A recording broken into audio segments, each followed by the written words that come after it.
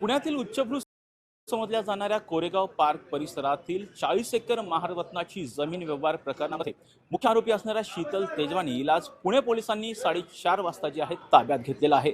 या प्रकरणामध्ये पार्थ पवार यांच्या अमेडिया कंपनी सोबत जो व्यवहार झालेला होता, या प्रकरणामध्ये जर पाहिलं तर 40 एकर जमीन जिची बाजार मूल्य जर पाहिलं तर 1800 कोटी रुपये आहे, ती केवळ 300 कोटींमध्ये खरेदी केली होती। दुसरी एक महत्त्वाची बाब म्हणजे अजित पवारांचे पुत्र पार्थ पवार यांची जी अमेडिया कंपनी होती, त्या अमेडिया कंपनीचं भाग भांडवल केवळ 1 लाख रुपये होतं। यामध्ये 99,000 रुपये पार्थ पवार यांनी ट्रान्सफर केले होते, तर 1,000 रुपये केवळ जे पार्थ पवारांचे मामे भाऊ आहे दिग्विजय पाटील यांनी ट्रान्सफर केल्याचं पाहायला मिळालं होतं। आणि या प्रकरणामध्ये ज्यावेळेस गुन्हा दाखल केला होता, त्या गुन्ह्यामध्ये जर पाहिलं तर दिग्विजय पाटील जे की पार्थ पवारांचे भागीदार आहेत, त्याचबरोबर शीतल तेजवानी हिने जे महार वतनदार होते त्यांच्याकडनं पॉवर ऑफ अटर्नी घेतल्याने त्यानंतर या जमिनीचा व्यवहार जो आहे अमेडिया कंपनीसोबत केलेला होता, त्यामुळे तिच्यावरती सुद्धा गुन्हा दाखल करण्यात आलेला होता। आणि त्याचबरोबर दुय्यम निबंधक असणाऱ्या रवींद्र तारू यांच्यावरती सुद्धा गुन्हा दाखल केलेला होता।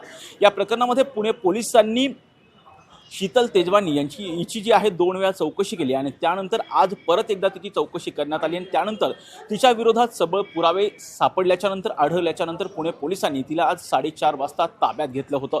या प्रकरणामध्ये सुरुवातीला तिचं मेडिकल करण्यात आलं आणि त्यानंतर तिला ताब्यात घेऊन तिची सध्या चौकशी पुणे पोलीस आयुक्त कार्यालयामध्ये सध्या केली जाते। दुसरी एक महत्त्वाची बाब म्हणजे जे पार्थ पवार आहे, जे की अजित पवार यांचे पुत्र आहेत, पुण्याचे पालकमंत्री आहेत अजित पवार आणि त्याचबरोबर राज्याचे उपमुख्यमंत्री आहेत, त्यामुळे कुठेतरी पार्थ पवार यांच्यावरती गुन्हा का दाखल झाला नाही असा सवाल सुद्धा एकंदरीत या निमित्तानं जो आहे तो उपस्थित केला जातोय।